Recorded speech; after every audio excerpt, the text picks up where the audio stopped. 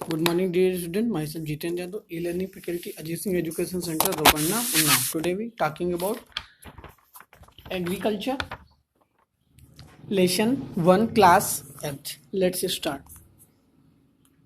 This is today's motivational quote.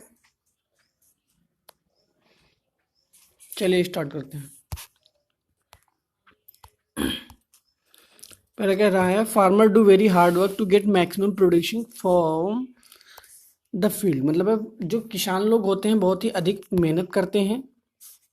Hard work to produce करने के लिए क्या, अच्छी फसल को उत्पन्न करने के लिए जो किसान लोग होते हैं बहुत ज़्यादा अत्यधिक मेहनत करते हैं. फॉर दिस, इसके लिए they use different method of skills which are called agriculture practice. इसके लिए वो विभिन्न प्रकार के मेथड को अप्लाई करते हैं या क्रियाओं को अप्लाई करते हैं. इसे ही हम क्या कहते हैं, एग्रीकल्चर कहते हैं.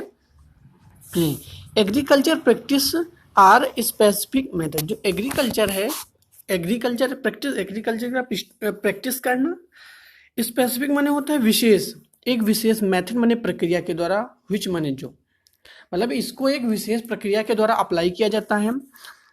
व्हेन अप्लाइड द एग्रीकल्चर, जब हम एग्रीकल्चर को अप्लाई करते हैं यानी खेती बाड़ी को अप्लाई करते हैं. क्रिएट फूड, भोजन को उत्पन्न करने में यानी खाद्यान्न को उत्पन्न करने में. For further processing that is safe, और यह जो हम पद्धति अपनाते हैं यह क्या होनी चाहिए, बिल्कुल सेफ होनी चाहिए, सुरक्षित होनी, एंड वेलसम, और सुनिश्चित होनी चाहिए.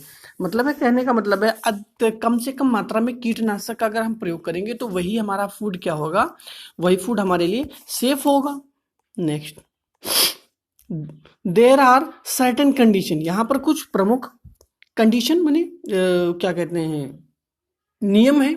विच आर वेरी इंपॉर्टेंट, जो हमारे लिए बहुत जानना है. For ensuring a high crop yield.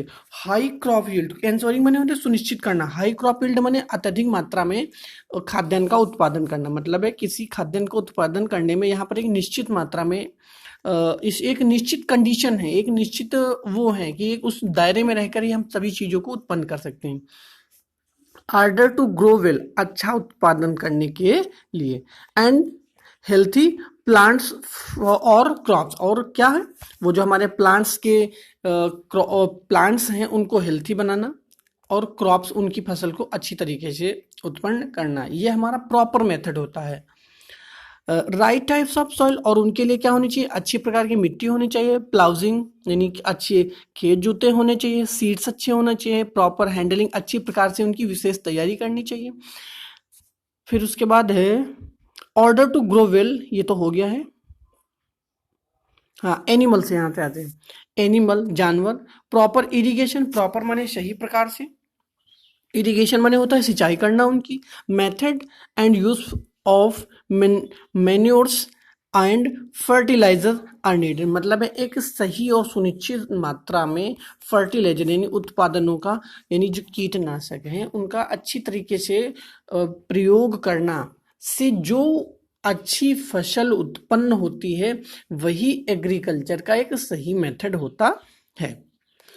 This includes proper pest control. और यह जो पद्धति है, यानी यह जो पद्धति जो हम अपनाएंगे एक सुनिश्चित ढंग से, हमें क्या एक प्रॉपर पेस्ट कंट्रोल, एक निश्चित आकार प्रदान करेगी, यानी कि एक अच्छी फसल हमें प्रदान करेगी.